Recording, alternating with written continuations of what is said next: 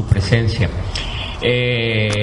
Uno de los aspectos principales de mi vida es ser profesor. Entonces, una de las cosas que yo necesito siempre es estar hablando, y lo que necesito son compañeros de diálogo como esta noche. Entonces estoy muy agradecido por la invitación para hablar en este festejo del Día del Teatro. El teatro tiene que ser festejado porque el teatro es un vínculo.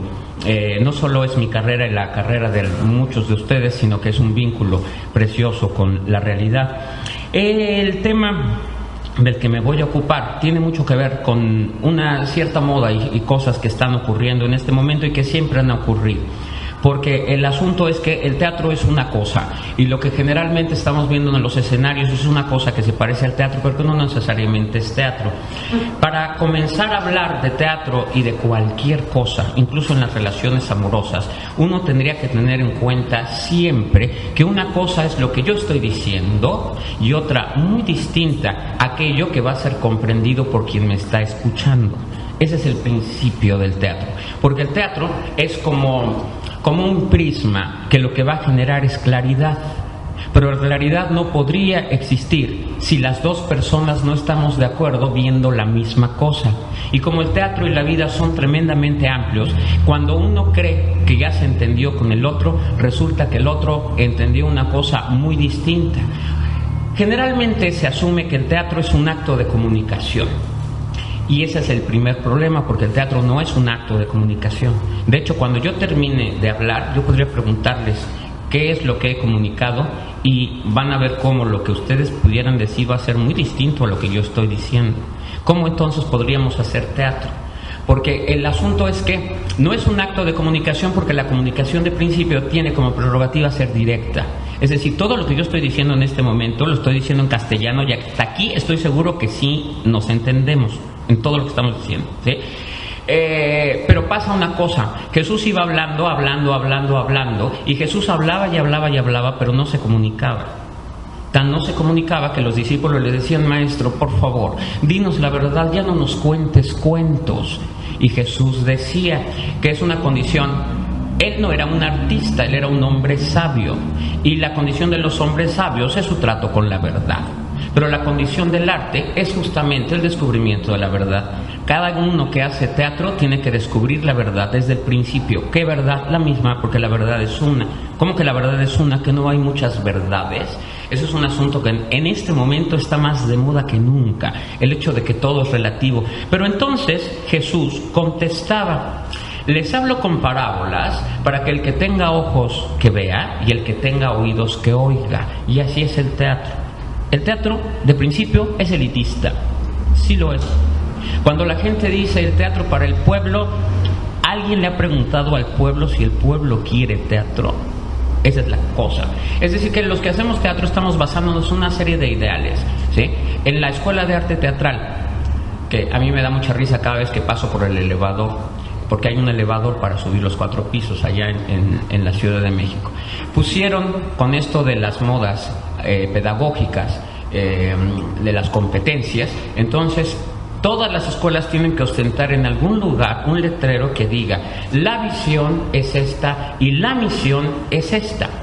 Ok, de principio allí tenemos un problema. ¿Por qué? Porque el teatro tiene que enseñarse como teatro. Cualquier teoría para enseñar el teatro no va a funcionar si no considera el teatro. Es decir, que un pedagogo nada tiene, espero que no haya muchos pedagogos aquí, porque me van a pedrear, pero de principio un pedagogo nada tendría que hacer en el teatro si no sabe teatro antes que pedagogía. Y si supiera teatro antes que pedagogía, el teatro mismo aporta su pedagogía en el momento en que uno lo conoce con profundidad. Pero entonces, por ejemplo, la misión dice que esa escuela tiene como misión preparar alumnos que estén listos para saciar la demanda social. ¿Cuál es el problema con estar pensando en la demanda social? Que esa es la consigna de Chespirito, por ejemplo. Chespirito está pensando en la demanda social. Y si nosotros nos preguntamos cuál es la demanda social, no hay demanda social. Las telenovelas, así como están mal hechas ahora, esa es la demanda social. La gente las ve muy bien y muy contenta. ¿Por qué? Porque el teatro no es para atender la demanda social, sino para atender la necesidad social. ¿Y en qué se diferencia la demanda social de la necesidad social? Es como si yo a mi criatura le digo, trágate la sopa, porque tiene verduras y pollo, y ella no, porque quiere el postre. El postre es la demanda, la necesidad es lo otro. La gente nunca va a estar pensando en su necesidad. Entonces, cuando Arthur Miller escribía teatro, estaba pensando no en la demanda social, porque la demanda social eran las películas de final feliz de Marilyn Monroe. Esa era la demanda social, y las de Doris Day y todas esas, esa era la demanda social. Miller no estaba pensando en la demanda social, sino en la necesidad social, y Estados Unidos tenía una necesidad de la verdad. Miller nunca iba a ganar el premio Nobel, porque Miller está diciendo que para ser un buen norteamericano es necesario ser un criminal. Eso es lo que dice Todos eran mis hijos, La muerte del viajante, Las brujas de Salem y Panorama desde el puente. ¿Quién es Joe Keller, el protagonista de Todos eran mis hijos? Es un hombre que, actuando como buen norteamericano, se convierte en un criminal. Esa era la necesidad social, no la demanda social. Bueno, para empezar, entonces, hablando de teatro, es necesario entender que el teatro no es un acto de comunicación.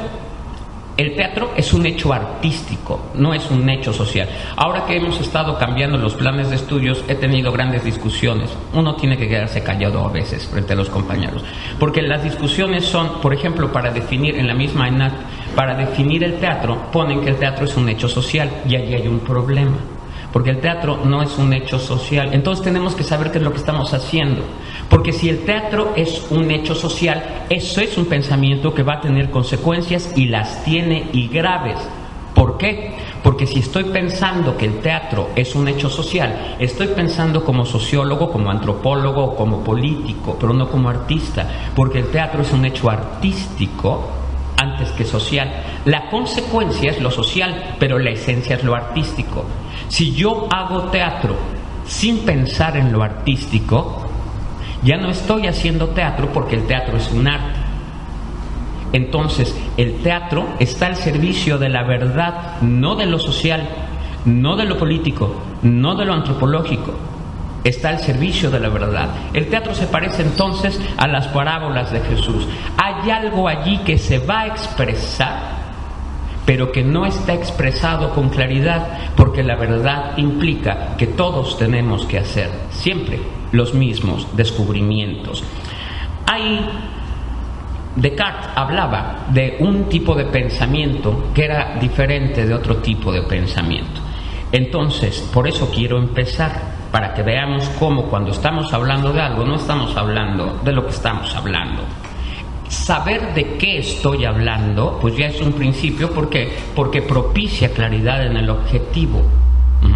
Entonces dice Descartes que hay dos pensamientos. Un pensamiento al que él llama pensamiento claro y confuso, que es en el que nos movemos todos los seres humanos todo el tiempo en la vida, y que hay que diferenciar de otro pensamiento que se llama pensamiento claro y distinto. ¿A qué nos referimos con el pensamiento claro y confuso? El pensamiento claro y confuso tiene que ver pues con un caos tremendo. Si yo les preguntara en este momento a ustedes, la conclusión que sacaríamos de principio es que todo es relativo.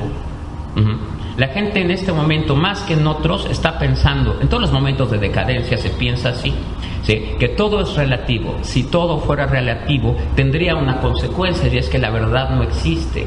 Y si la verdad no existe, el teatro no tendría objeto como hecho artístico, ni las escuelas tampoco. Pero es muy común en este momento en la Facultad de Filosofía y Letras de la UNAM que los profesores digan: en esta clase no vamos a definir, porque si definimos, de todas maneras nos vamos a equivocar.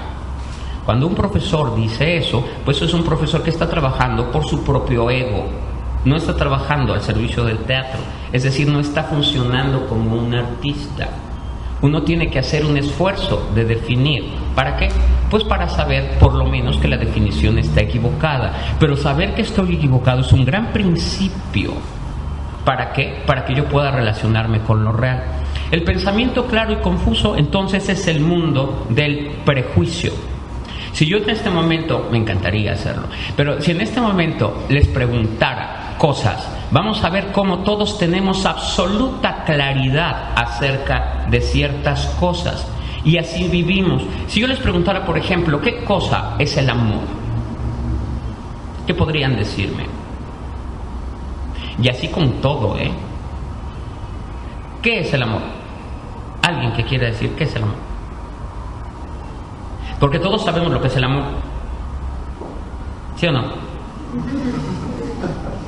Todo mundo lo sabemos. El asunto es que todo mundo vivimos muy tranquilos pensando que usamos el lenguaje y que el lenguaje remite a conceptos y que el concepto algún día se convertirá en una experiencia. El asunto es que usando el lenguaje nadie sabe de lo que está hablando con claridad. Si yo les preguntara ¿qué es la justicia? Pues la justicia es un término absolutamente relativo.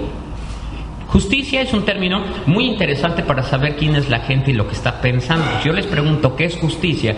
Ustedes me van a decir que justicia es aquello que les falta, en un sentido de equidad. Entonces alguien me dice, justicia es que si hay un pastel lo partamos siempre en partes iguales. Pues entonces yo podría saber, ese pastel en tu casa se partía de forma desigual. Porque justicia es un término muy proyectivo, ¿sí? Es decir, que cuando hablamos de justicia o de amor o de libertad, la libertad, debemos ser libres, ¿sí? Está muy de moda en este momento el asunto de las mujeres. Estaba yo escuchando una obra en el taller de dramaturgia que imparto en la UNAM. Estaba escuchando una obra que no tenía pies ni cabeza. Y yo estaba aburridísimo, y todo el mundo estaba aburridísimo. Cuando la chica terminó de hablar, le dije, ¿de qué trata tu obra? Y dice, es que yo, en esta obra, he querido hablar de la profunda soledad en la que nos vemos envueltas las mujeres que estamos obligadas a viajar en el autobús Atenea. Ok, el ataúd. El autobús Atenea, ustedes sabrán que es un autobús que circula por las calles de muchas de las principales capitales del mundo. Es un autobús pintado de rosa, con muchas mujeres insignes allí, y es un espacio solo para mujeres. Donde un hombre de cualquier edad se le ocurriera subir al autobús, las mujeres se ponen como linces defendiendo el espacio, ¿sí? Y entonces ella estaba escribiendo una obra para hablar de la tremenda soledad a la que son confinadas las mujeres que tienen que usar ese autobús. Pero ¿quién la subió al autobús? ¿Sí? Porque durante siglos la humanidad ha estado luchando por romper los guetos. Cuando yo era niño en los 60s, todavía era muy común leer en el periódico que habían linchado a un negro que se atrevió a sentarse en los asientos de adelante en Texas en el autobús.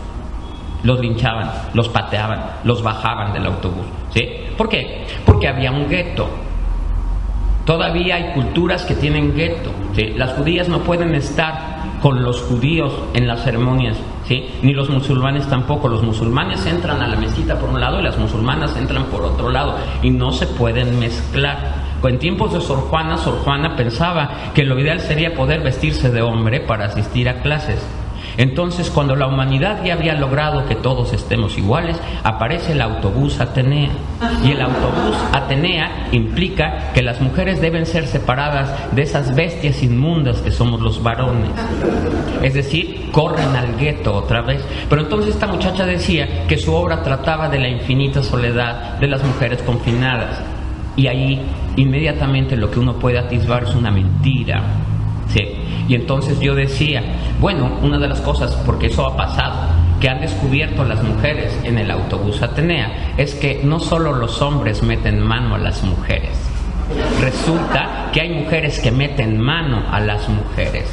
Solo que si en el metro un hombre metiera mano a una mujer, o no le metiera mano a una mujer, la mujer gritaría ¡ah! Y 75 hombres caen sobre uno a romperle los anteojos. Así me pasó una vez, ¿sí? Okay. Pero si una mujer frente a otra le mete mano, como están en igualdad de situaciones, la mujer se aguanta, se calla, llora de ira y no hará nada, ¿sí? ¿Por qué? Porque eso tiene que ver con una idea de relativismo. Nos encanta el relativismo. Vivimos en lo relativo a partir del pensamiento. Volviendo, el pensamiento claro y distinto, entonces, tiene que ver con poder distinguir los matices entre dos ideas. Cualquier cosa que yo pueda preguntarles, y así es como un director de teatro tendría que comenzar. Si nosotros habláramos de Romeo y Julieta en este momento, o habláramos de Otelo, o habláramos de Hamlet, son obras sobre las que caen unos prejuicios tremendos. Entonces se habla de que Hamlet es la obra de la duda y de que Otelo es la obra de los celos. Pero si uno analizara Otelo, a mí me pasa siempre, yo les pongo como ejercicio leer Romeo y Julieta, y nadie, cuando presentan su trabajo, nadie leyó Romeo y Julieta. Todo el mundo dice, es que Romeo y Julieta trata del amor imposible. Y yo lo que veo en esa obra es que Romeo estaba muy triste y melancólico porque está enamorado de Rosalina. Y luego, gracias a ese criado que anda buscando quien le lea la lista de invitados, Romeo se da cuenta de que Rosalina va a estar en la casa de los Capuleto. Y entonces Romeo dice, yo voy a esa casa. Y los amigos le dicen, ten cuidado porque va a estar vigilada. Y Romeo dice, no me importa, y va y se mete a la fiesta de los Capuleto. Es decir, que esa obra, Romeo y Julieta, comienza con un muchacho que se va a meter al único lugar donde hay altas probabilidades de que esa noche lo mate. Así empieza Romeo y Julieta. ¿Con qué termina Romeo y Julieta? Con el muchacho muerto. Es decir, lo logró. Y entre medias está el asunto del amor. Pero uno ve que Romeo ve a Julieta, Julieta ve a Romeo, y se dan una enamorada bárbara y tremenda. ¿Sí? Cuando Romeo besa a Julieta, que es a los 2 instantes de haberla visto, uno suelta el libro de pura electricidad y de pura fuerza y se pone a llorar porque uno siente esa sensación. El amor a primera vista es algo que uno podría experimentar y al que le teme mucho. Sí, de repente estamos en la fiesta y ella me dice, vamos muy pronto, vamos muy a prisa, ¿no? Ese vamos muy a prisa queda muy bien. Si estamos en la fiesta y él me dice, vamos muy a prisa, se supone que queda súper. ¿Por qué? Porque estamos portándonos como seres humanos civilizados y no nos vamos a dejar vencer por la fuerza. Pero yo les digo una cosa, el amor es física, forma parte de la realidad. El amor tiene su forma. ¿Qué es lo que pasa entonces? Que generalmente lo vestimos de prejuicios. Si estamos en la fiesta y ella me dice, vamos muy a prisa, ya es un prejuicio. Porque si apagáramos esta habitación para dejarla negra, oscura totalmente negro, que no se viera nada, y alguien enciende un cerillo, ¿cuál es la velocidad de la luz? ¿Ustedes lo recuerdan? 300.000. ¿600.000 kilómetros? 300.000 kilómetros por segundo. Ok, si estuviera todo oscuro y yo enciendo un cerillo, ¿cuánto tarda la luz en viajar de aquí al muro y rebotar?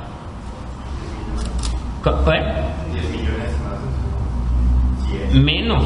¿Por qué? Porque si la luz viaja 300.000 kilómetros por segundo, que yo encienda el cerillo aquí y la luz haga penumbra rebotando en las paredes, ¿eso qué implicaría? Es así. En cuanto uno enciende el cerillo, ya está la penumbra. Así es el amor. Así viaja el amor. El amor tiene una velocidad. Uno se enamora y se siente la velocidad. Y es eso, no es otra cosa. Pero nosotros solemos meter moral. Y decimos, ¿que no vamos muy a prisa? Y uno dice, no estamos casándonos. A lo mejor casarse requiere que uno lo piense, pero uno suele confundir amor con matrimonio. Es muy común. Si yo les pregunto qué es el amor, es muy común que ustedes me contesten, es la unión que dos sienten. Y uno dice, ¿y el amor a las plantas, y a las flores, y a la profesión, y a la vocación?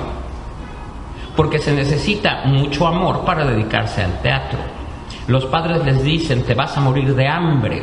Y yo les puedo decir que no se muere uno de hambre. Nada más que hay veces, varios días al mes, en que uno se tiene que bañar con agua helada porque no hay para el gas. Y uno tiene coche y el coche está parado en la puerta de la casa porque no hay para gasolina. Eso sí, pero de morirse de hambre, no. Pero hay mucha gente a la que eso ya le da mucho miedo. Ok, volvamos. Pensamiento claro y confuso implica que uno tiene claridad acerca de algo. Pero si yo le digo, estoy enamorado de ti, y ella me dice, yo también. ok, los dos empezamos a sentir que vivimos la misma cosa, pero no es verdad. ¿Por qué? Porque cuando alguien nos dice, yo estoy enamorado de ti, el primer ejercicio, honestamente, que hay que hacer, no lo hagan ¿Por qué? Porque si lo hacen van a estropear todas sus relaciones. Pero sí sería muy bueno tenerlo en cuenta. Si ella me dice, estoy enamorada de ti, y yo me duermo en los laureles, ya tenemos un problema. ¿Por qué? Porque cuando ella me dice, yo estoy enamorada de ti, yo parto y juro de que estar enamorado implica lo que yo creo que es estar enamorado. Pero no es lo mismo lo que yo considero estar enamorado que lo que ella considere que es estar enamorado. Entonces la pregunta después de que le dicen a uno, yo estoy enamorado de ti, sería, a ver, ¿qué es estar enamorado? Y comienza la mayéutica. Muy probablemente al terminar la conversación no encontremos razones para vernos mañana. ¿Sí? ¿Por qué? Porque nos gusta engañarnos, pero eso es algo que luego se nos olvida. Para que el teatro comience es necesario un acto de honestidad. ¿Quién soy yo? Si yo empezara a preguntarles quiénes son, terminaríamos llorando porque no sabemos quiénes somos. Y es ahí un problema. En el diálogo de Platón que se llama Menón o de la virtud, hay una pregunta buenísima que le hacen a Sócrates. Todo comienza en que Menón, un señor, se acerca con Sócrates y le pregunta, Sócrates, vamos a hablar de la virtud. ¿Tú crees que la virtud viene de nacimiento o se aprende? Y Sócrates, como era Sócrates, le preguntó, bueno, para empezar, ¿qué es la virtud? Y entonces se echan como 24 páginas, ¿sí? Y la conclusión en el diálogo es que no pueden hablar de la virtud porque no saben qué es la virtud. Y eso es un acto de honestidad. Entonces el teatro comenzaría cuando yo afirme que no sé qué es el amor, y que no sé qué es la patria, y que no sé qué es la soledad. Porque para empezar a hacer teatro yo tengo que saber lo que es la soledad, y para empezar a hacer teatro yo tengo que haber pasado por la experiencia de saber qué es el amor. Si yo voy a ser Otelo, yo tengo que descubrir de qué trata Otelo, fuera del prejuicio, porque de lo contrario estaríamos en problemas. Entonces, el asunto es que si yo les preguntara quién eres, les digo, acabaríamos llorando ustedes y yo porque no sabemos. Pero en el diálogo la pregunta a Sócrates es, ¿cómo podría Sócrates encontrar lo que estás buscando si no sabes lo que estás buscando? Porque si lo encontraras, ¿cómo podrías entonces reconocerlo? Otra vez. ¿Cómo podrías, Sócrates, encontrar lo que estás buscando si no sabes lo que estás buscando? Porque si lo encontraras, ¿cómo entonces podrías reconocerlo? La gente dice, yo quiero amor, yo quiero amor, yo quiero amor, yo quiero amor. Y entonces uno dice, yo te amo. Y ella me mira así y dice, sí, pero tú no, él. Entonces uno podría decir, no es amor lo que busca, es controlarlo, es poseerlo, es tenerlo, es manipularlo, pero no es amor. En esos ejercicios que se ponen generalmente en las escuelas de A le declara el amor a B, los maestros siempre dicen, eso no es amor. Venga, esos ejercicios funcionan yo creo que mejor en dramaturgia que con actores. ¿Por qué? Porque el dramaturgo tiene la posibilidad de manejar los dos frentes. Pero entonces, ¿qué es lo que ocurre? Que ese ejercicio es una indagación acerca del amor. Una vez una alumna muy enojada traía su trabajo y uno dice, es que eso no es amor, eso es manipulación. Y se lo llevaba a corregir y lo traía. Y decía, ya, esto es amor. Y entonces lo leía y uno decía, eso no es amor, eso es necesidad de compañía. Y entonces se iba, y hasta que un día se enojó y dice, bueno, ¿y entonces qué es el amor? Como si uno pudiera contestarlo. Uno no lo va a poder contestar a menos de estar en la experiencia. Pero ya que uno está en la experiencia, seguramente les ha pasado que uno viene exultante caminando por un pasillo, ¿sí? Y de repente la gente nos detiene y nos dice, ¿qué te pasa? ¿Estás exultante? ¿Te trata bien la vida? ¿Sí? ¿Por qué? Porque estamos dentro de la experiencia, pero la experiencia no es comunicable. El material del teatro se tiene que actuar porque no se puede decir con palabras. ¿Por qué no se puede decir con palabras? Porque el material del teatro es la verdad acerca de cualquier cosa, pero la verdad. Entonces, ¿qué es lo que ocurre? El primer ejercicio para el teatro, Para el teatro, artísticamente hablando, que es lo que vamos a hablar ahora, ustedes podrían preguntarme, ¿y qué es el arte?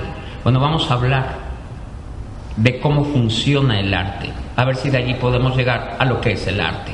Pero el asunto es pasar del pensamiento claro y confuso al pensamiento claro y distinto. ¿Ustedes saben cuál es la diferencia entre distinto y diferente, por ejemplo? Porque los usamos sin ningún problema. ¿Cuál es la diferencia? Es una pregunta. ¿Cuál es la diferencia entre diferente y distinto?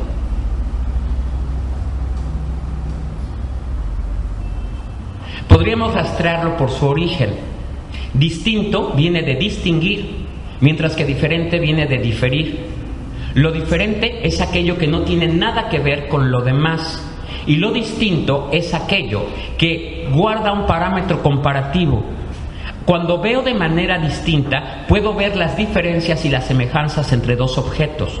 Y allí es donde comienza la ciencia y donde comienza el arte, en la posibilidad de distinguir. Pero yo tengo que ser capaz de distinguir los matices. Hacer teatro me obligará a distinguir. No se puede hacer teatro desde el prejuicio. Es decir, que si yo voy a montar una obra de Arthur Miller, de Sófocles o de Shakespeare, yo tengo que descubrir el mundo como Shakespeare, como Sófocles o como Miller. Si yo no lo descubro así, la obra no funcionará, porque las grandes obras, las obras artísticamente concebidas, están basadas en un descubrimiento de lo real. Es como el amor. Todo el mundo habla del amor. El amor nos hará libres, todo por amor. Amor nació de ti, de mí, de la esperanza y todas estas cosas, ¿no? Ok, pero ¿qué es el amor? Porque hemos escuchado muchas veces lo del amor, y de repente vemos a un muchacho exultante que brinca y está ligero y que se le ve que rebosa emoción y alegría. ¿Por qué? Porque en ese momento lo acaba de descubrir. Todo el mundo vamos a pasar por esa búsqueda. No todo el mundo lo descubre, pero el asunto es que cuando el amor es descubierto por un muchacho de 14 años, ese día el amor está siendo descubierto por primera vez sobre la faz de la tierra. Ese es el ejercicio al que el teatro obliga. Todo comienza entonces en nuestra relación con el teatro en un camino que va del ego a la verdad. ¿Qué implica el ego? Vamos a ver que el ego va a implicar una relación de percepción con la vida. La vida no es como la vemos, la vida es de una manera muy distinta. ¿Qué es lo que tenemos que descubrir cuando hacemos arte? ¿Cómo es la vida? Porque la vida es un camino de prejuicios. Ese mito de Platón, de la cueva, y esa idea de la malla de la que hablan los indios, ¿sí? Que la malla es como un velo translúcido que uno tiene entre los ojos y lo real, ¿sí? Impide que uno vea la realidad como es. Esa malla no es más que la bola de prejuicios que uno tiene en la cabeza y que no se va a poder quitar porque así fuimos educados y esa es la condición del hombre. Una cosa es la realidad y otra muy distinta la percepción de la realidad. Por eso cuando dicen la realidad es relativa, no estamos hablando de la realidad, sino de nuestra percepción de ella. Y eso es algo que uno tiene que tener muy claro. Esto parece muy obvio, pero no lo es. Cuando yo estoy pensando algo, uno tiene que saber que lo que estoy pensando tiene que ver con mi experiencia total de la vida, no con la vida. ¿Sí? Si yo estoy pensando que la vida es un valle de lágrimas, hay una copla española que dice: mi vida es un erial, flor que toco se deshoja, que en mi camino fatal alguien va sembrando el mal para que yo lo recoja. Si yo estoy pensando eso, la vida va a funcionar de una manera. ¿Por qué? Porque la vida nos trata como la tratamos. Es decir, que si yo pienso que la vida es trabajo y alegría, entonces la vida va a funcionar de una manera. Pero si yo pienso que la vida es una mierda, como toda la dramaturgia contemporánea, entonces la vida va a parecer una mierda. Porque como uno mentiroso no es, uno hace una selección a partir de toda la experiencia de mi vida sintetizada en mí, que es un mecanismo que se llama concepción del mundo. Todo lo que estoy viendo está siendo tasado y medido de acuerdo con mi experiencia total de la vida en un momento. Entonces, cuando uno tiene un pleito de pareja, uno lo único que tiene que saber es que el otro no está mirando lo que estoy mirando. Si uno tuviera en cuenta que entre mis ojos y la vida, es decir, que en mi mirada todo es relativo, porque lo estoy mirando, pero solo en la mirada. Lo que es relativa es la mirada. Todo parece relativo porque cada quien tenemos una experiencia única de la vida. Pero si yo voy tasando la vida con mi experiencia única de la vida, entonces la vida parece un caos. Y el caos no existe. Si ustedes tienen un caos en su cuarto y llega su mamá y dice: qué barbaridad, esto es un muladar, mira nada más, dame las tijeras que te presté. Y uno dice: momento, y uno va, se agacha, mete la mano así, toma las tijeras y se las da. Allí no hay un caos, eso es un orden. Somos seres absolutamente ordenados, solo que ese es el orden perfecto para conseguir una depresión. La depresión implica una disciplina y un orden. Echar barriga implica una disciplina y un orden. Quitarse la barriga implica otro tipo de disciplina y otro orden. Pero vivimos en el orden, solo que es un orden que no sirve para alcanzar el objetivo que nuestra boca dice, pero es un orden activo. Por eso lo que importa, el gran descubrimiento del hombre es el teatro. Y lo que importa para el teatro es lo que hacemos, no lo que decimos. Porque la verdad está en lo que hacemos, no en lo que decimos y no en lo que pensamos. Sí. Hay 3 niveles dentro de la percepción y esos niveles tienen que ver con un tipo de teatro u otro. El primero de todos los niveles, que es en el que estamos comúnmente metidos, que tiene que ver con eso del pensamiento claro y confuso, es el nivel del ego, el nivel de nuestro gusto personal. No se hace teatro desde el gusto personal. Comienza allí, pero no es allí donde nos quedamos. ¿Sí? El gusto personal, en el gusto personal todo va a ser relativo, absolutamente relativo. Lo que tiene que quedar muy claro siempre es que lo relativo es lo que yo estoy mirando y mi manera de pensar, porque el universo es absoluto. De hecho, cuando la gente dice no, es que todo es relativo, comenzamos con un problema. Porque si alguien dice todo es relativo, ya estamos esgrimiendo un absoluto. ¿Se dan cuenta? Si digo todo es relativo, eso es un absoluto. Pero nada es relativo. Llamamos relativo o llamamos caos aquella parte de la ley que aún no conocemos. Entonces, de lo que conocemos del universo es una fracción muy pequeña. Si todo fuera relativo, no habría nada previsible. Y en la vida las cosas pueden preverse porque todos funcionan de acuerdo, todo funciona de acuerdo con la ley.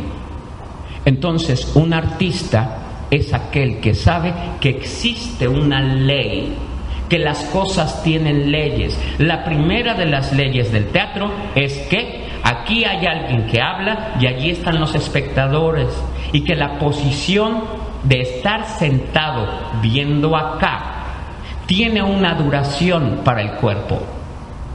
Yo vengo de hacer un viaje de 9 horas y se los puedo garantizar, ¿sí? Es decir que el cuerpo humano y la atención humana resisten ciertas cosas, y conste, dice Arthur Miller, que el asiento de los griegos era muchísimo más incómodo que el asiento de los norteamericanos de los años 50, pero lo que Miller estaba pensando primero que nada era en el asiento del espectador. Es decir, que yo no puedo, lo único que el teatro no debe, porque ya no sería teatro, es aburrir al espectador. Espero no estarlos aburriendo ni confundiendo.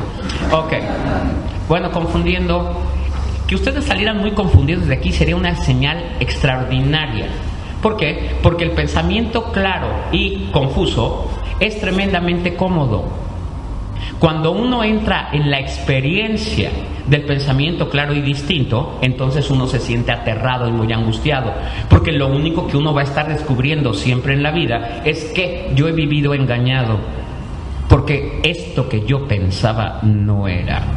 Cuando uno tiene la experiencia de la verdad, todas las comodidades cesan y empieza la angustia. ¿Por qué? Porque antes sabía cómo vivir, y frente a la experiencia de la verdad, uno nunca sabe cómo se vive. Entonces los de teatro, los artistas, estarían siempre en medio de un torbellino atroz, tratando de encontrarlo, ya que lo encontraron tratando de explicarlo. Y es un pozo de soledad, ustedes lo sabrán muy bien. Cuando nosotros vamos y le echamos la culpa a los otros de que no nos comprenden, uno tendría que detenerse y pensar, ¿cómo puedo exigirle a los otros que me comprendan? ¿O cómo podría exigir a los otros que me amen si yo no me amo? Pero podríamos partir de eso. No nos amamos. Si yo les preguntara ¿quién eres?, llegaríamos a la conclusión de que no sabe quién es, ni yo ni ninguno de ustedes.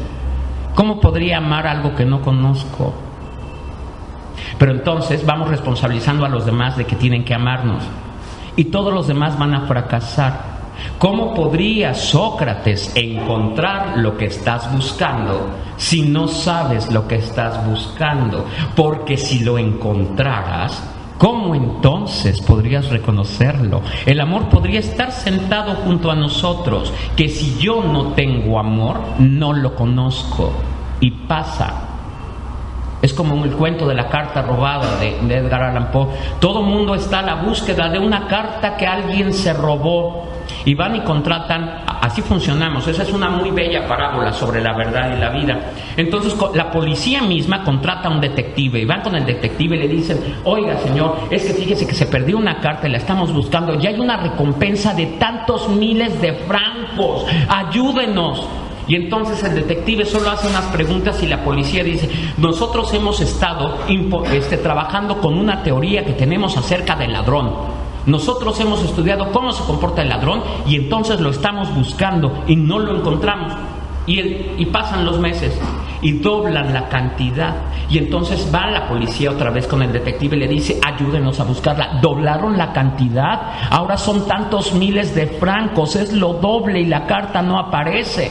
Y entonces ya por fin el detective dice: bueno, a ver, hace una serie de preguntas, va a la habitación, sigue preguntando, observa la habitación, dice: bueno, pues entonces, de acuerdo con todo lo que usted me está diciendo y teniendo en cuenta cómo es la persona de la que sospechan, yo podría decirles que la carta está aquí. Esta es la carta. Y resulta que la carta siempre estuvo enfrente de sus narices, porque el ladrón hábilmente la escondió en el único lugar en donde nadie iba a buscarla, en el escritorio del hombre dueño de la carta. Eso quiere decir que la verdad siempre está frente a nuestras narices. El asunto es que no la vemos. Pero ustedes pueden llegar a su casa y decirle a su mamá: mamá, me quedé en la audición del maestro Tavira. Y la mamá les dice: pásame la pimienta. Sí. Dice Rosario Castellanos: y la ración de la esperanza es poca y el dolor no se puede compartir. El pensamiento claro y confuso se vuelve verdadero, es decir, claro y distinto, en el momento en que abandonamos el concepto personal para entrar a la zona de la experiencia. Los artistas no trabajamos con conceptos, trabajamos con experiencia. No podremos poner Otelo hasta que yo no entienda la intensidad de la pasión que Otelo está asumiendo, que no son los celos. Otelo es una buena persona que está pensando que como él no haría las cosas horribles que Yago hace, nadie las haría. ¿Se dan cuenta que Otelo es un hombre que no confiaba en Yago? ¿Cómo sabes que no confiaba en Yago? Pues porque cuando tuvo que nombrar al alférez no puso a Yago, puso a Casio. Teniendo a los dos enfrente, puso al hombre en el que él confiaba, que era Casio. No confiaba en Yago. El problema con Otelo es que termina confiando en Yago. ¿Por qué? El teatro no ocurre en la palabra, ocurre en la acción. ¿Quién es Otelo? Un moro. ¿Quién es un moro? Pues un musulmán. ¿Qué hace un musulmán triunfando en Europa? ¿Por qué un musulmán va y triunfa en Europa luchando contra los propios turcos que son musulmanes, sus hermanos? Porque hay una cosa en Otelo, de sentir que debe triunfar y que debe ganar un lugar que los europeos no le darían. Él no quiere triunfar con los musulmanes, porque está considerando que los musulmanes son inferiores. Él quiere, siendo inferior, triunfar en Europa, en Venecia, porque entonces Otelo sería más que todos. Por eso va y se casa con la mujer más guapa de Venecia. ¿Por qué Desdémona se casó con Otelo? ¿Se acuerdan? Dice Brabancio, tú la embrujaste. Y Otelo dice, yo no la embrujé, nada más le conté mi historia. ¿Cómo se enamora a una manipuladora o a un manipulador? Voy y le cuento la historia de mis desventuras. Si yo voy y le digo cómo me trata mi mamá, lo que mi mamá me hacía y cómo me gritaba mi papá, y él fuera manipulador, cuando yo esté llorando, después de 10 minutos de narración, él me va a abrazar y me dice, yo te voy a compensar. Y me da un beso en la cabeza.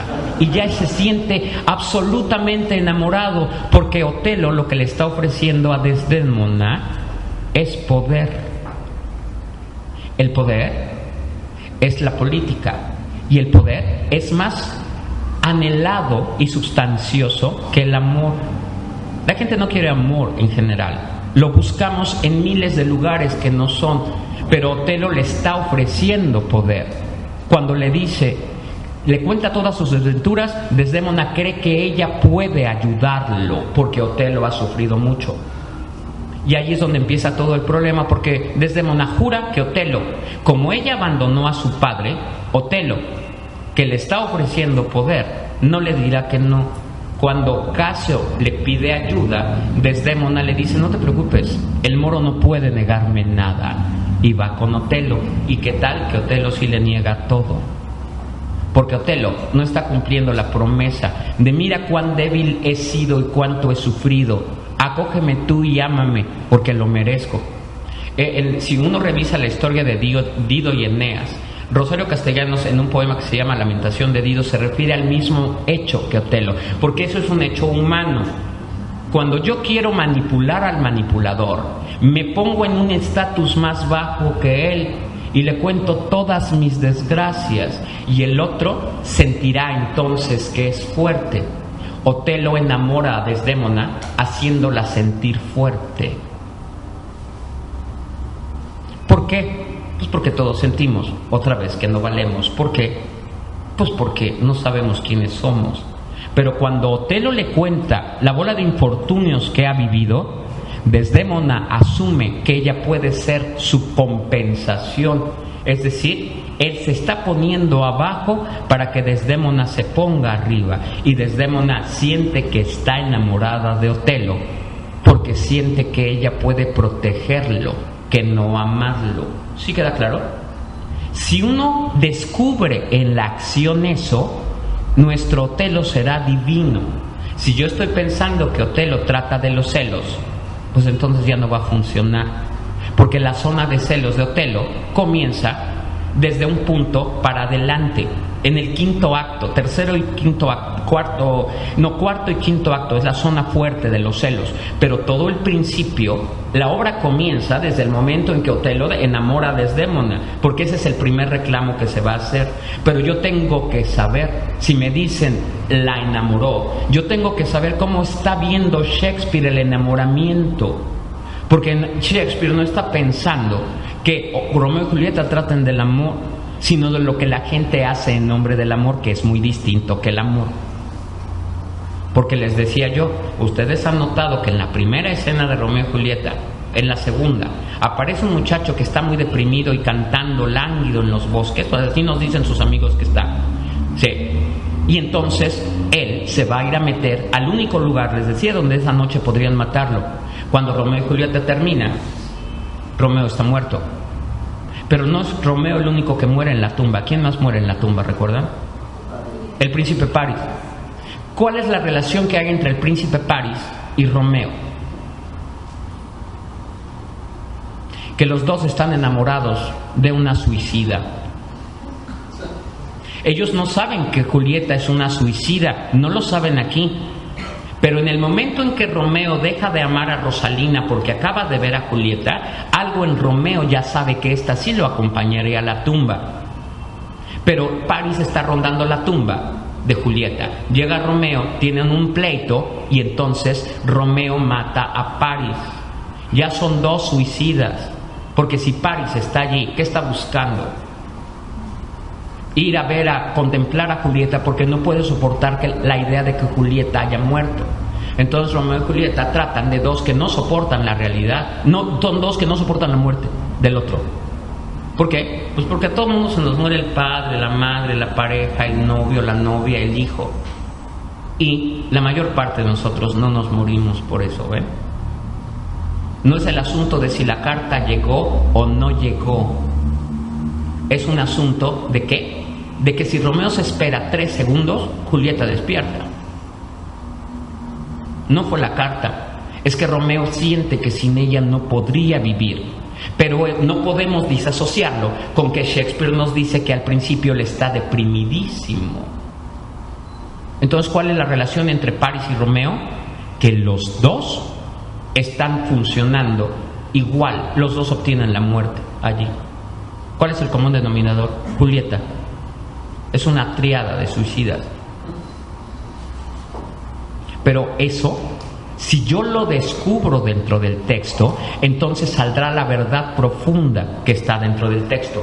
Desde el ego, nosotros, insisto, estamos viendo aquello que tiene que ver con nuestra educación, aquello que busca nuestro gusto personal, y desde allí todo parece relativo. Cuando se habla de la polisemia, que es un término muy de la teoría de la comunicación, la polisemia implica que pues todo es un caos, porque de un solo texto se pueden hacer diferentes lecturas. Eso es verdad y es justo. De un texto se pueden hacer diferentes lecturas.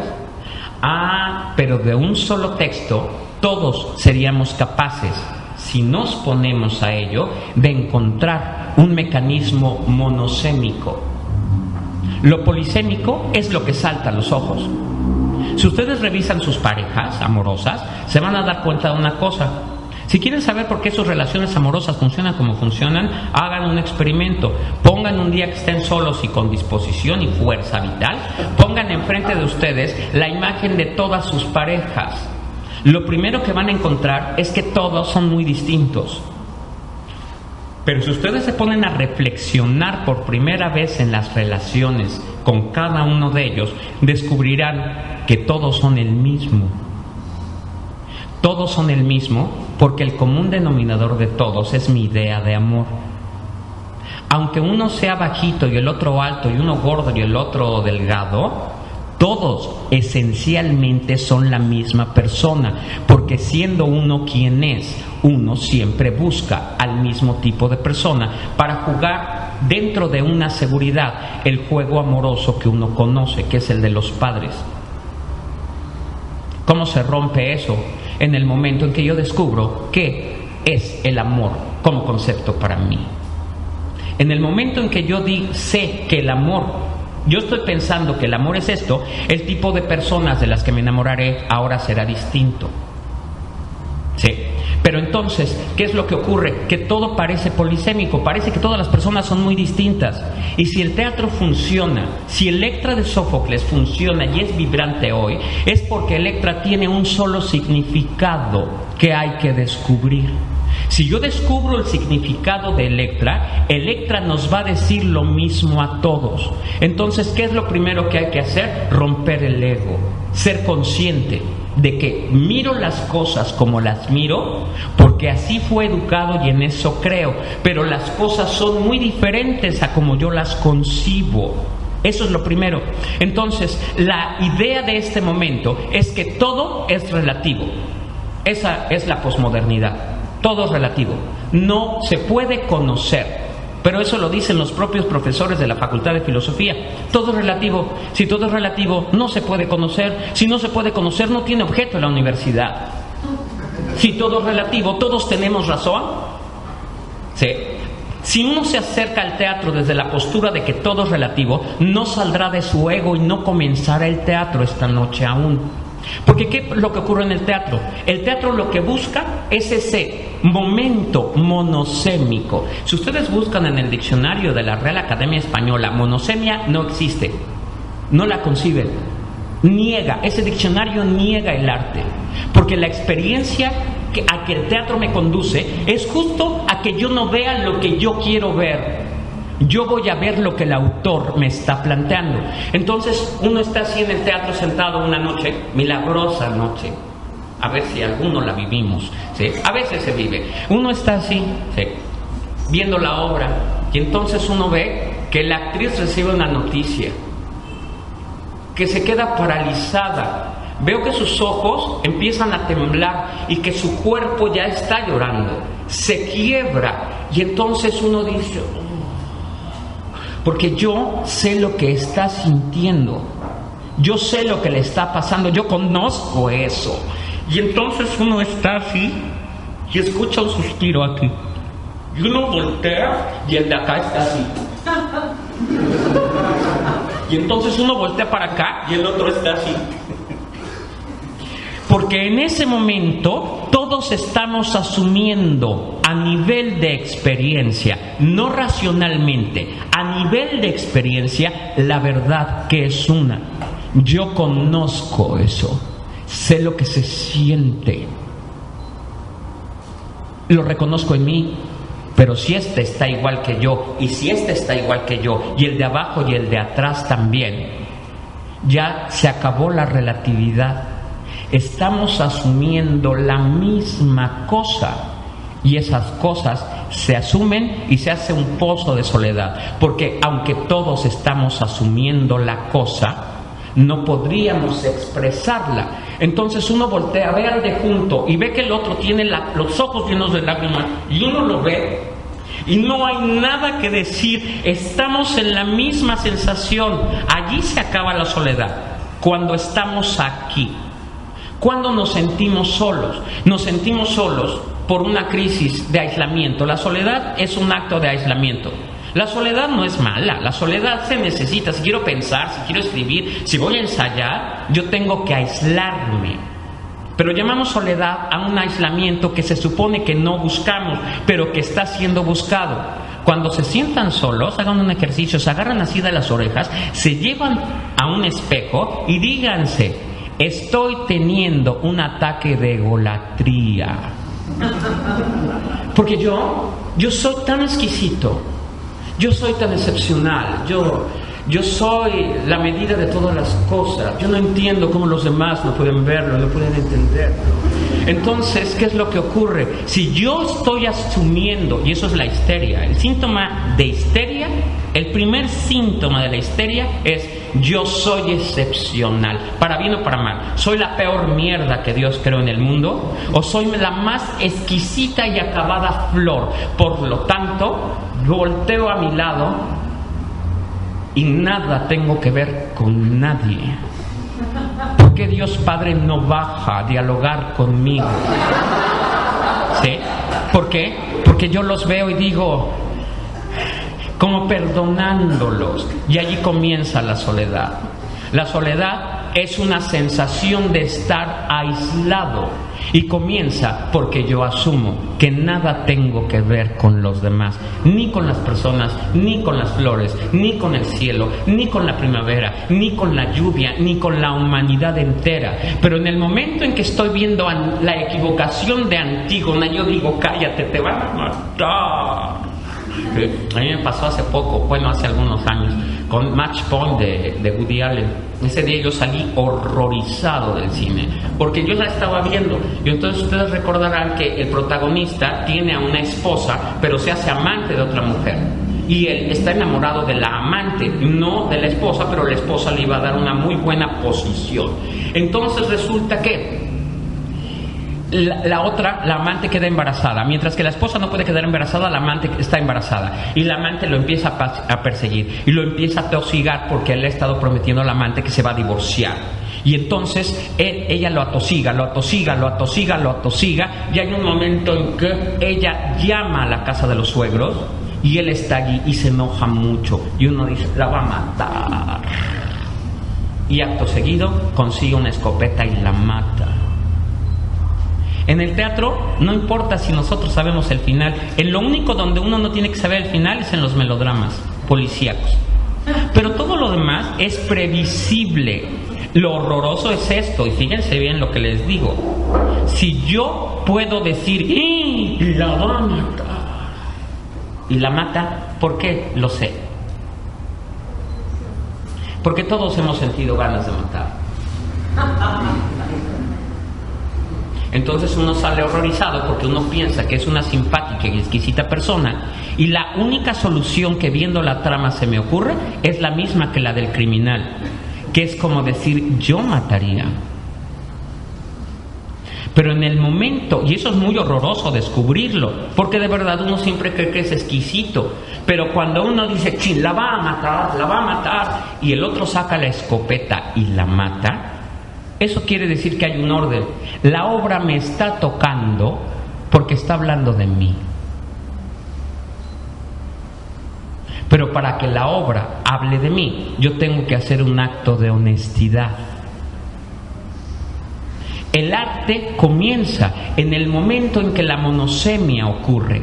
Estamos leyendo el texto en una dimensión en donde el texto me delata. Allí comienza el arte. En este momento, con la posdramaturgia y la narraturgia y todas esas cosas, lo que estamos viendo es gente que está dentro del ego. Es decir que, y eso tiene que ver con el tema de lo que estamos hablando, esto tiene que ver con, hay un tipo de teatro que se asume desde lo social y desde lo político, y hay un tipo de teatro asumido desde lo artístico.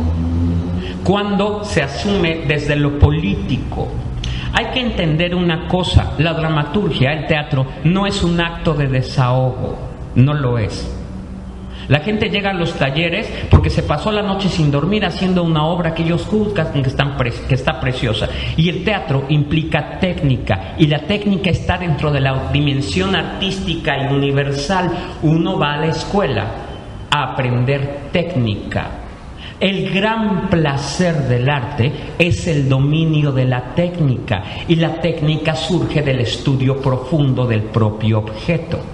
En esta ENACT dice que una de las prerrogativas que ellos quieren lograr es lograr alumnos que sean capaces de ser innovadores.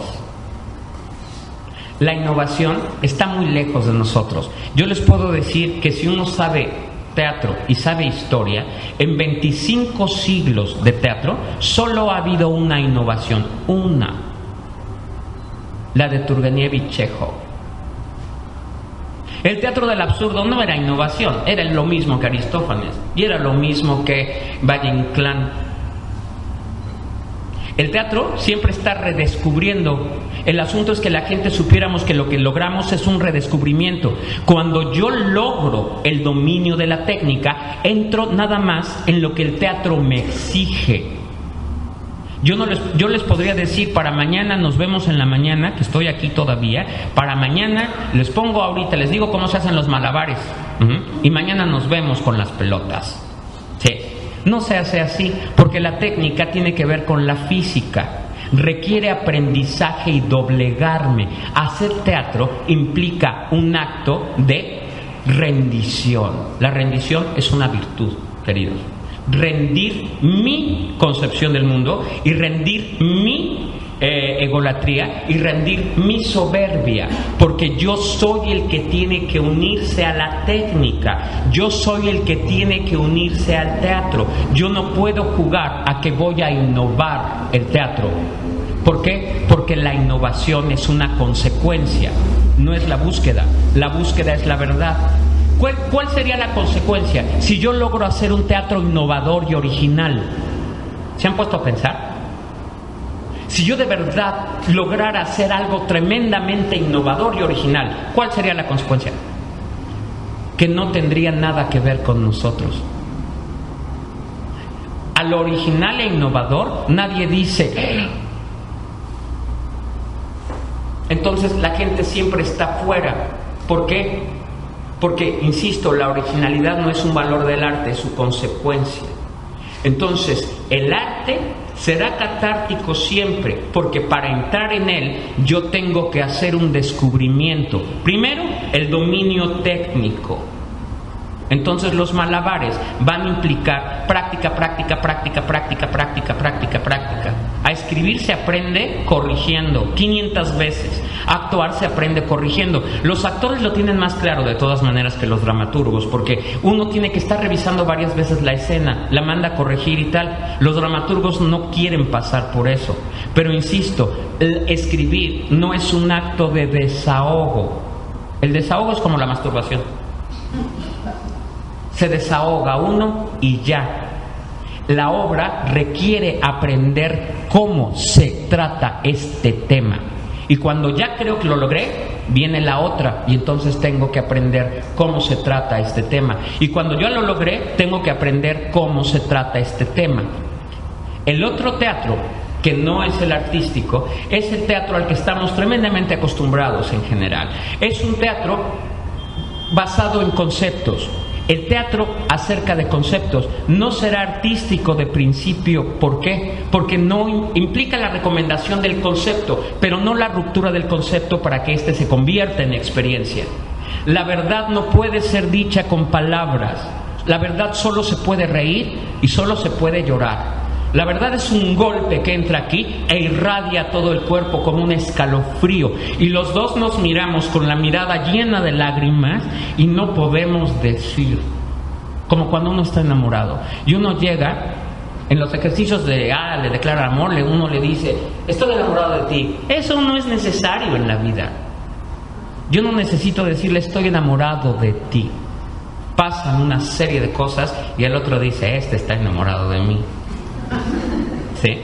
No es en la palabra donde está el teatro, sino en la acción. Y la acción es lo que no mentirá. Por eso Jesús contaba parábolas, porque la parábola se basa en la acción. ¿Por qué viene a hablarnos de acción? Porque en este momento es necesario retomarlo.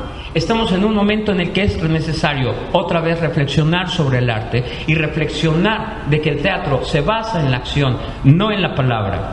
La bendita narraturgia, esa que está tan de moda ahora, que implica que uno escribe y escribe y escribe poéticamente, pues eso nada más es un hilvanar ideas, ¿sí?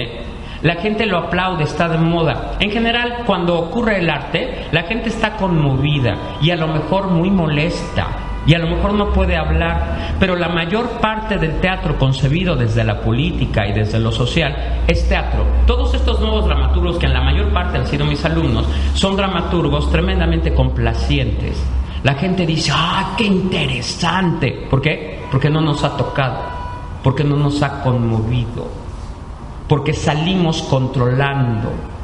Entonces, el asunto de toda esta reflexión es, tenemos que aprender que el teatro es un hecho que va a ocurrir en acción, porque sustenta la verdad y porque la verdad no puede ser dicha con palabras. Estaba yo viendo la obra de un exalumno mío que viajó por Europa y ha tenido muchísimo éxito.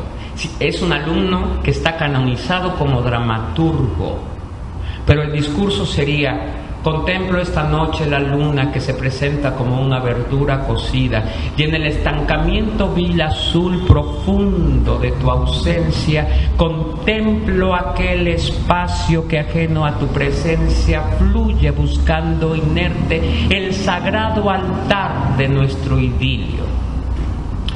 ¿Ven cómo es muy fácil hacerlo? Ok, ya para terminar y no aburrirlos, es necesario ser crítico y entender que hay un teatro concebido desde los conceptos, que lo que generará serán conceptos y una alegría mediana. La gente abandona las salas y se va contenta a su casa porque no ha pasado nada. El arte es convulsivo, aunque sea una comedia de Lope de Vega. Si me hace descubrir y reconfirmar o asumir desde otro punto de vista aquello que yo pensaba de la vida, se ha vuelto útil. La gente no puede entrar al teatro de la misma manera en cómo salió. El poder del teatro radica justamente en el poder que la acción implica. Aquello que no puede decirse con palabras puede expresarse en la acción. El teatro no es palabra, y el teatro de principio no es complaciente, y el teatro es intolerante. Cuando los de teatro dicen hay que ser tolerantes, uno se queda pensando muchas cosas. ¿Por qué? Porque justamente el teatro se basa en su poder, se basa en la intolerancia. De principio, la intolerancia contra los conceptos y contra los prejuicios. Si yo trabajo desde el concepto, si yo trabajo con una seguridad tremenda de que estoy entendiendo aquello que se me plantea, la verdad no hará mella en mí nunca. Estamos en un momento en el que vivimos como en el cuento del traje nuevo del emperador.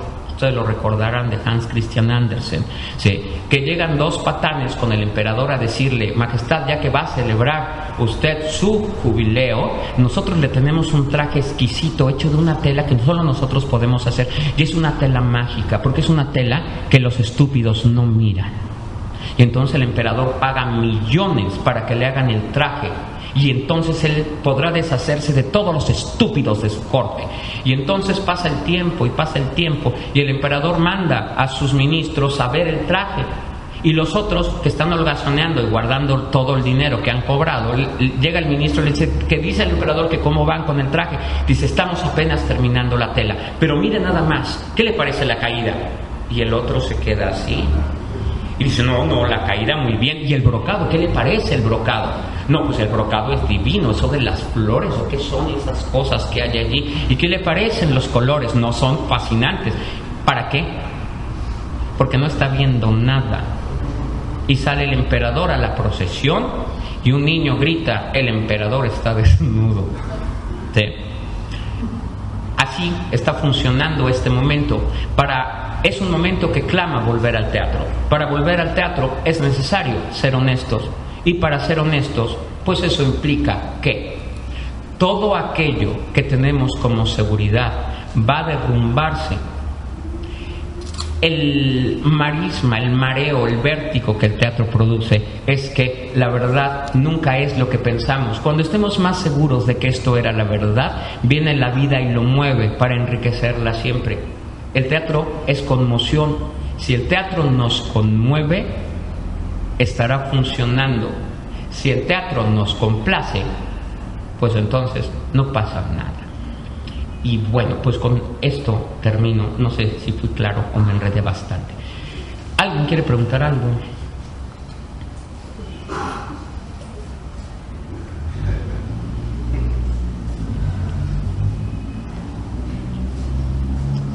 Bueno, pues entonces aquí terminamos. Les agradezco mucho su presencia y bueno, pues que sigan las celebraciones del Día del Teatro. Decía yo al principio que es bueno y es justo celebrar el teatro. ¿Por qué? Porque el teatro es uno de los más maravillosos instrumentos que el ser humano ha generado en la búsqueda de la verdad, que comienza con la reflexión acerca de uno.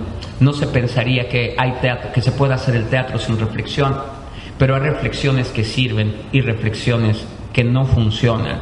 Si la reflexión asume que tengo razón, no estamos haciendo teatro. ¿Por qué? Porque uno tendría que cuestionarse. Si tengo a Sófocles enfrente, la primera pregunta es: ¿qué está diciendo Sófocles? Pero es que Sófocles fue escrito en el siglo V antes de Cristo. Sí, pero si Sófocles es vibrante hoy, es porque hay una dimensión en Sófocles que es verdadera. Y la verdad no tiene tiempo ni tiene historia, porque la verdad de la que el teatro trata es de la verdad humana, no de la verdad social, no de la verdad política, no de la verdad antropológica. Esas son modas. El teatro es grande y es verdadero cuando toca la verdad humana. Cuando yo estoy mirando Electra o Antígona y las entiendo, es porque Electra y Antígona están hablando de mí. Ya nada más el último ejemplo. Es como en Hamlet. Viene el fantasma y le pide a Hamlet que lo vengue. ¿Se acuerdan ustedes qué hace Hamlet? Una obra de teatro. El fantasma le dice: véngame. Y Hamlet va y hace una obra de teatro. ¿Para qué? Para investigar. Porque le están pidiendo que se corrompa, que sea un asesino. Y Hamlet escribe una obra de teatro. Y escribe la obra de teatro de acuerdo con su versión, la versión del fantasma de cómo murió su padre. Y llega el tío Claudio, se sienta aquí, llega la reina, se sienta aquí. Y entonces están viendo la representación y de repente el rey va a dormir al jardín y entra el hermano del rey y le pone veneno. Cuando el rey empieza a ver eso, el rey se siente horrible, ¿sí? Y luego el hermano toma a la mujer del rey, el rey dice, me siento mal, se levanta y sale huyendo. ¿Por qué? ¿Por qué se sintió mal? Porque el teatro nos delata. Cuando el rey se siente mal, dice, me siento mal, y sale huyendo, su pensamiento es, alguien lo sabe, alguien me ha visto. Y eso, cuando estamos frente al teatro, es lo que ocurre. Lo que uno siente cuando ve Chekhov y cuando ve Sófocles y cuando ve Shakespeare es, alguien lo sabe, alguien me ha visto. Y bueno, pues muchas gracias.